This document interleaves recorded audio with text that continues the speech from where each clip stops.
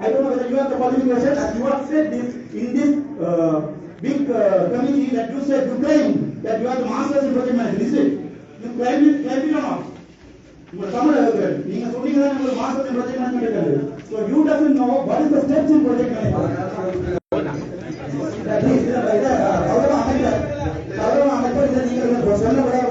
பொதுமக்களுக்கு எங்களுடைய அரசாங்கம் எவ்வாறு நிதியை பாதிக்கின்ற எந்த அடிப்படையும் தாழ்வு இதுல கொஞ்சம் டிபோர்டர்ஸ் இவர் இந்த எழுதினா அத்தனா செலவு அதனால பொதுமக்களுக்கு அந்த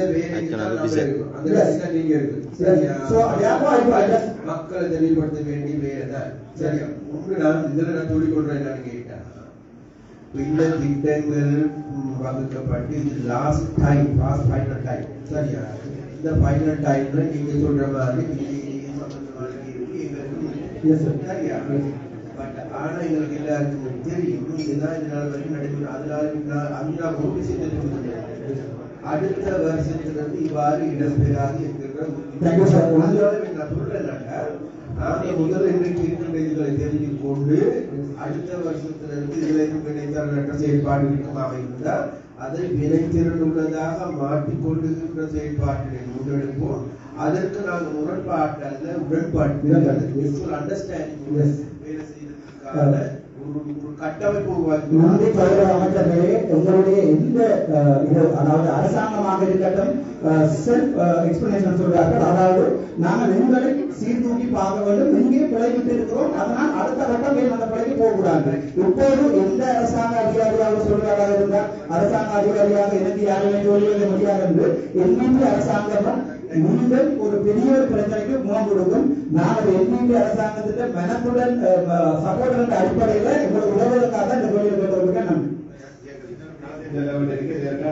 டிசம்பர் மாதத்துல கடைசி பகுதியில் நடைபெற கூட்டம். ஆகவே அடுத்த கூட்டம் ஜனவரி மாதம் நடைபெறுகின்ற போது மத்திய அரசாங்கம் மாகாண அரசாங்கம் 2024ஆம் ஆண்டிலே கிடைக்கப்பட்ட நிதியிலே எவ்வளவு நிதியை செலவு செய்யப்பட்டிருக்கின்ற விவரம் வளமையாகவே நாங்கள் காட்சிப்படுத்த முடியும். அதை நாங்கள் அடுத்த கூட்டத்துல நிச்சயமாக காட்சிப்படுத்தும்.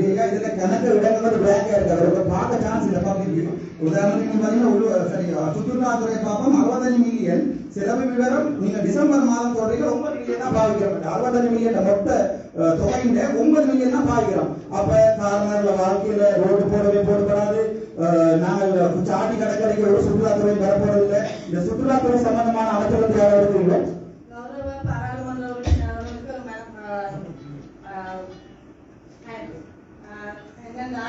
இந்த திட்டங்கள் யாவும் பாரிய திட்டங்கள் நடைபெற்றுக் கொண்டிருக்கின்றது. இந்த வேலை திட்டங்களை முடிவுறுத்தி எங்களுக்கு உறுதிச்சீட்டுகள் கிடைக்கும் போதுதான் நாங்கள் கொடுப்பனவு வழங்கக்கூடியதா இருக்கும். அதனை பொதுமக்களுக்கு அறிக்கையிடக்கூடியதாகவும் இருக்கும். அந்த வகையில இந்த டிசம்பர் மாத கடைசியில இந்த திட்டங்களுக்கான உறுதிச்சீட்டுகள் எங்களுக்கு கிடைக்கும் போது நாங்கள் அதற்கான கொடுப்பனவு செய்து 25ஆம் ஆண்டுக்கான முதலாம் ஒருங்கிணைப்பு கூட்டத்தில் உங்களுக்கு அதனை நீங்க சொல்லலாம். அந்த கடைசி லைன் 100% அந்த லைன் வந்து என்ன போட்டு தரையில என்னன்னா மாத முடியல பின்வரை இருக்கு. ஃபர்ஸ்ட் 25% கன இடங்கள் நிரப்பப்படாமல் அதுக்கு காரணம் என்ன? ஏன்னா இது பொதுமக்களுக்கு வழங்கணும். பொதுமக்களுக்கு தெரியல என்ன நடக்குதுன்னு ஓட்டு போடுறாங்கன்னா போயிட்டு பார்த்து முடிக்கிறார். அவ்வளவுதான் பொதுமக்களுக்கு அந்த அளவுதான் பொதுமக்கள் அந்த வீதங்களை தாண்டி அந்த ப்ராஜெக்ட்ஸ் அங்கால போயிட்டு அதாவது நீங்க பேங்க விட்டுருங்க அப்படியா? அந்த 50 வீதம்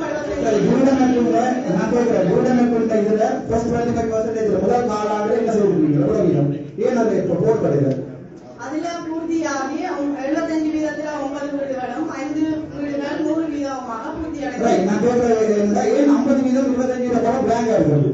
அதை தாண்டி 75 வீதத்துக்கு வந்து அப்ப நீங்க போட்டுட்டாங்க. அப்பதான் மற்ற மாகாணங்களும் 25 வீதத்துல எவ்வளவு வீதம் செய்வீங்க? 50 வீடுகள் செய்வீங்க.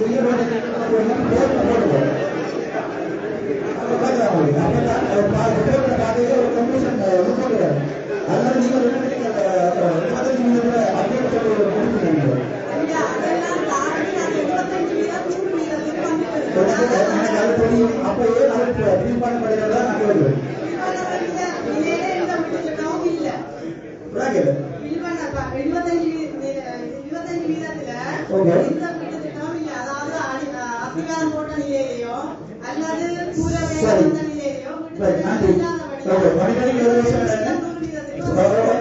நீங்க ஒரு சொல்றதுக்காக கேட்கறேன். What is monitoring evaluation? Monitoring evaluation என்ன?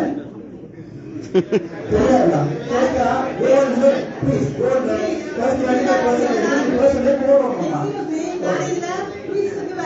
ரைட். வடக்கு மாகாண சபையினுடைய 2024ஆம் ஆண்டின் திட்டங்களை உத்தியோகர்களுக்கு பொதுமக்களுக்கு வெளிப்படுத்துவதற்கு வந்திருக்கு. அந்த வகையில என்னுடைய கடமையை முதல் செய்ய விடுங்க. அந்த வகையில நெக்ஸ்ட் அடுத்த விடுங்க. நான் சொல்றேன் உங்களுக்கு பயனுள்ளதாக தெரியாதுவோம். என்ன சொல்றோம்? ஃபர்ஸ்ட் 28% எவ்வளவு percentage முடிச்சிருக்கீங்க? நீங்க சொல்லிட்டீங்களா கம்ப்ளீட் பண்ணிட்டீங்க? எவ்வளவு முடிச்சிருக்கீங்க? இதுல அடுத்ததாக உள்ளூராட்சி அமைச்சர் அவர்களுடைய கவனத்திற்கு ஒரு பாராளுமன்ற உறுப்பினருடைய திருவைக்கு பரிசெல்ல முடியாதுன்னா இந்த கூட்டம் இருக்கிறது பிரயோசனம் இல்லை. நேரத்தை கருதி நான் சுருக்கமாக சாப்பிடத்தை செய்யலாம் என்றால் அதை முடித்த பின்னர் அமைச்சர் அவர்களுக்கு எப்படி ஒரு பாராளுமன்ற உறுப்பினருடைய கேள்விக்கு பதில் சொல்லாம சொல்ற ஒரு விஷயம் இருக்குதுன்னு கேட்டா நான் கவனத்தில் எடுக்க வேண்டிய விஷயம் உல்லாச பயணத்துறைக்கு 65 மில்லியன் ஒதுக்கப்பட்டிருக்கிறது. 9 மில்லியன் தான் செலவழிச்சிருக்கீங்க. ஆனா அப்ப இந்த ஒரு 10 நாள் அடுத்த 10 நாள்ல 55 மில்லியன் பரிமாற்ற பிரச்சனை இருக்குது. அப்ப அதனால அது அப்படி ஒரு நிலைமை வருமாறு அதுக்கான ஏதாவது புதிய சமன்கள் கௌரவ அமைச்சரவை இதுவரை அரசாங்க உத்தியோகம் 65 வீதத்துல 9 மில்லியன் செலவழிக்க நீங்க போறீங்க. அது குழுக்குள்ள எடுத்துட்டீங்க. இது வந்து எல்லாம் அந்த வாழைப்பழம் கேட்டா அதை இந்த வாழைப்பழம் எடுக்கலாம். அதனால அர்ஜுனா 14 நான் முதல்ல எங்களுக்கு அந்த தகவல்கள் சொல்லுவோம். சரியா உண்டு. ரெண்டாவது ஒரு சில விஷயங்கள் இருக்குது. இந்த வருஷம் செய்ய முடியாத வேலைகள் அதனால அடுத்த வருடத்துக்கு கொண்டு போற வேலைகளும் இருக்கு. அப்படியே இருக்குமாறு அதையும் பொறுமையாக கேள்வி பதில்களுக்கு சிக்கல் கௌரவ அமைச்சர்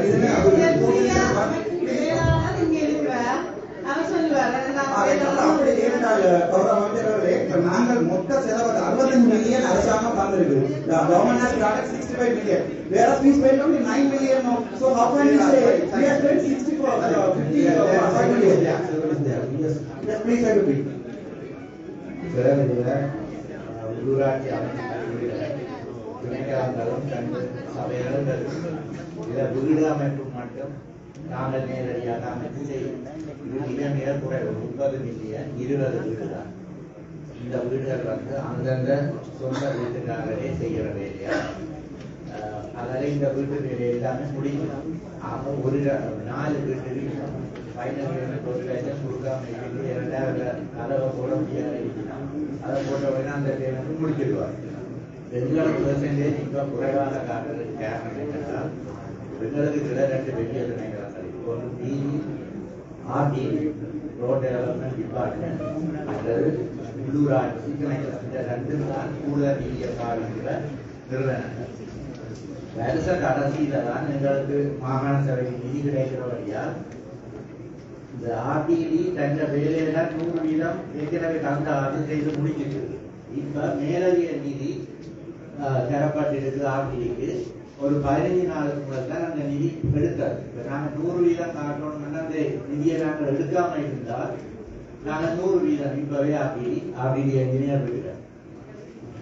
ஆனா மேலதிக நிதி ரோடுகள் இருக்கிறது தேவையானபடியா இப்பதான் கிடைச்சிருக்கு.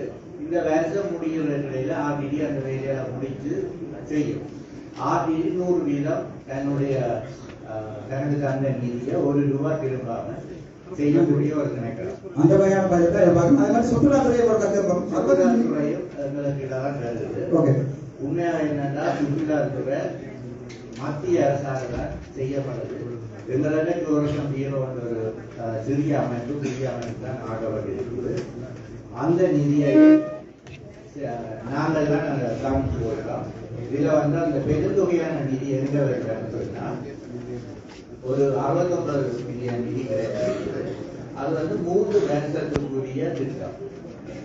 இப்ப அது டெல்டில தனி கட்டிடங்கள் கட்ட ஆரம்பிச்சிருக்கு. அதை நாங்கள் நேர செய்யறதில்லை. பில்டிங் டிபார்ட்மெண்ட் அதை செய்யறது ஆரம்பிச்சிருக்கு. அதாவது இந்த வருஷம் உண்மையா நாங்கள் அதில் 16 மில்லியன் செலவழிச்சா எங்களுக்கு 100% காட்ட முடியும். உண்மையா நாங்கள் அந்த வீரங்களை பற்றி கவலைப்படுறீங்க வேலை வந்து குவாலிட்டியா முடியும்ன்றத பார்க்கலாம். அந்த நிதி வந்து திரும்பி போடுறது அந்த ஒரு கிடையாது. எங்களுக்கு நாளைக்குள்ள சாதனையை நாங்கள் செலவழிக்கிறோம். என்னுடைய கன்சர்ன் ஐயா, வார நிதி அவ்வளவு எங்களுடைய ஏரியாவுக்கு போகணும் மட்டும்தான் இந்த நீங்கள் இதை ஸ்பெண்ட் பண்ணினாத்தான் நாளைய பாராளுமன்றத்தில் நிதி ஒதுக்கீடு நேரம் விரும்பி நாங்கள் கேட்கலாம். இந்த நிதி காணாது தந்தது 100% பாவிச்சிருக்க மாட்டேங்க. அது என்ன பாருங்க, உள்ளூர் அதிகார வீதியில வந்து 42 மில்லியன் தந்திருக்கணும். அதுல நீங்கள் இன்றைக்கு 13ஆம் தேதி வரைக்கும் 11 மில்லியன் தான் பாவிச்சிருக்கீங்க. எத்தனையோ உள்ளூராட்சி அதிகார சபை வீதிகள் புனரமைக்கப்படாம எனக்கு எழுத்து மூலம் அனுப்பி கொண்டிருக்கணும். இது உங்களை குறை சொல்வதற்கான எந்த ஒரு நோக்கம் எனக்கு இல்லை. அப்படி ஒரு அரசியல்வாதியா வாழ இருந்தா ஓடுவர் மாதிரி கொடி கட்டி போட்டு வந்திருப்பேன்னா அப்படி ஒரு தேவை எனக்கு இல்லை. நான் இப்போது அரசியல்வாதியானது மக்கள் என்னிடம் கேட்பதை அரசியல்வாதிகளிடம் அனுப்புவதற்கு அரசாங்க ஊழியர்களிடம் அனுப்புவதற்கு மட்டும்தான். இந்த மொத்தம் 42 மில்லியன்ல உள்ளூராட்சி அதிகார சபையில 10 மில்லியன் மட்டும் தான் செலவழிச்சிருக்கீங்க. அப்ப எனக்கு நீங்க என்ன பதில் சொல்லணும்டா, ஐயா மிச்சம் ஸ்பெண்ட் பண்ணிக்காம இன்ட்ரெஸ்ட்ல அதுக்குரிய பில் வந்த அப்புறம் நீங்க ப்ரொஜெக்ட் கமிஷன் ரிப்போர்ட் அனுப்பி நீங்கள் 37% 100% காட்டுவீங்கன்னு சொன்னாலே சந்தோஷம். அதை விட்டுட்டு நாங்க கேட்கல அங்கால கேள்வியை கொண்டு போறது, பிரசன்டேஷன் செய்யறது, அல்லது மாஸ்டர்ஸ் ப்ரொஜெக்ட் மேனேஜர் பட்ஜெட் கொண்டு முதல் பேசே தெரியாம இருக்கிற மாதிரியான பதிவுகளை சொல்லாதீங்க. அர்ஜுனாவோட கேள்வி, அர்ஜுனா கேள்வி நியாயமான கேள்விகள். அதனால இடையில கூடுதல் சரியா.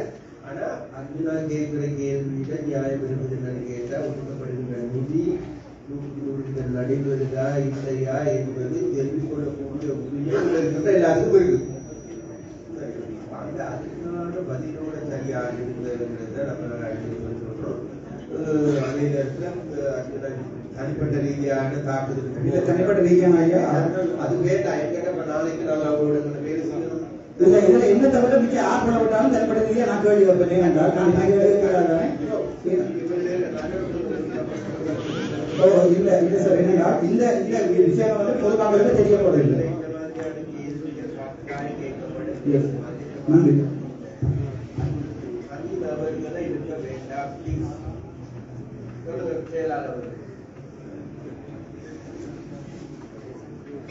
உள்ளூராட்சி 34 மன்றங்கள் இருக்கு.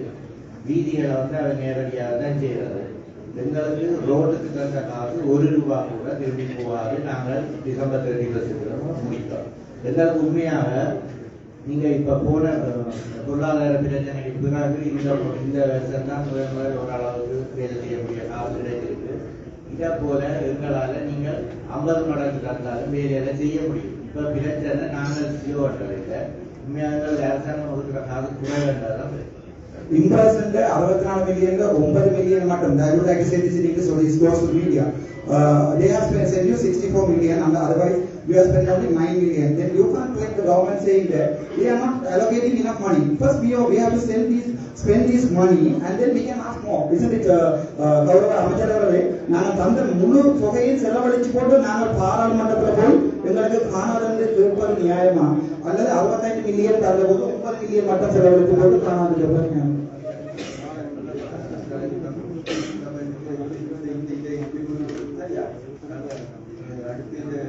அடுத்த அறிக்கையில் அந்த கூட்டத்தில் வருகின்ற அறிக்கை வெளிப்பட்டு பார்ப்போம். அதுக்கு பிறகு நாங்கள் கேள்விகள் வேலை கேட்போம். அதே நேரத்தில் அடுத்த வருடத்தை விட நாங்கள் வேகமாக இருக்க. நன்றி ஐயா. பப்ளிக்கின் மணியை நாங்கள் சரியாக பாதிக்க என்பது குற்றவியல் சட்டத்தின் ஒரு சரத்துல கண்டிக்கப்படக்கூடிய குற்றம் என்பதை சொல்லிக் கொடுக்கிறேன். நன்றி.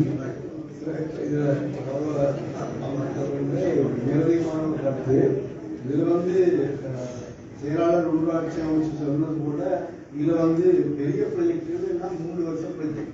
அது நாங்கள் அலோகேஷன் ப்ராஜெக்ட் மாட்டேங்கிறாங்க. இதுல மற்றது வந்து எங்களுக்கு 100% அலோகேஷன்ல இன்ட்ரெஸ்ட் கார்பரேஷன் தந்தது 80% மாத்திரம். முதல் மார்ச் மாதம் தந்தது 60 மில்லியனுக்கு, ஜூலைல தந்தது 20% 80. அந்த நாள் டோட்டல் அலோகேஷனை போட்டுருக்கோம். ஆனா இது 2 பெரிய ப்ராஜெக்ட் வந்து டைரக்டர் சொல்ற விஷயம் தான் தேவை. என்ன கேட்டா ஒரு கேள்வி ஒன்று கேட்கின்ற போது அதற்கான சரியான இவ்வளவு காசு ஒதுக்கப்பட்டிருக்கிறது. இது 3 வருட திட்டம், 3 வருட திட்டம், முதலாவது திட்டம் இது, முதலாவது திட்டத்தில் அது ஒரு நிமிஷம் பிளானிங்ல 3 பிளானிங் இருக்கு. Short term, medium term, long term.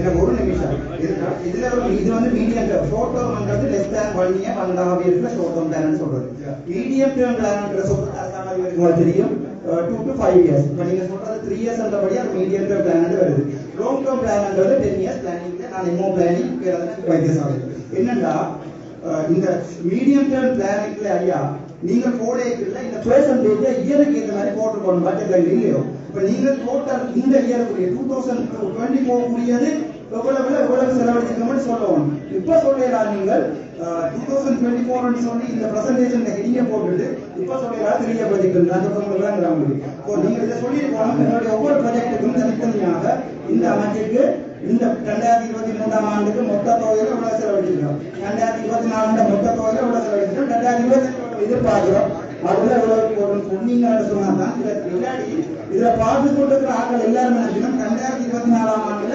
65 தான் பாதிக்கப்படுகிறேன் நான் சொல்றது இல்லையா நாங்கள் 2025ஆம் ஆண்டு பிரசன்டேஷன்ல நீங்க சொன்னது போல ஒவ்வொரு வருடத்துக்கானதை நாங்க போட்டு அதோட கம்ப்ளீஷன் அதோட பொசிஷனா சொல்லுவாங்க நன்றி அந்த கேட்க ஒருத்தர் தெரிஞ்சுக்கலாம் நன்றி மக்கள் 2 விஷயம் இதுல வந்து போட்டிருந்த எக்ஸ்பெண்டிச்சர் வந்து அக்டோபர் மாதம் 31 கூடிய எக்ஸ்பெண்டிச்சர் இதுல நவம்பர் மாதத்துக்கு எக்ஸ்பெண்டிச்சர் எங்களுக்கு வந்து சேரும் 15ஆம் தேதி 2 டைம் வந்து சேரும் இந்த டிபார்ட்மெண்ட் இந்த டிசிஎஸ் கிராண்ட்ஸ் ரிப்போர்ட் பண்ணி இந்த டிசிஎஸ் கிராண்ட்ஸ் வந்து இந்த ரிப்போர்ட் வந்த பிறகு நாங்கள் மிகச்சிறந்த தெளிவுபடுத்த நாங்கள் ஜனவரி 1ஆம் தேதி 100% பாதிக்கப்பட்டோம் என்பதை எதிர்பார்த்து கொண்டு நன்றி.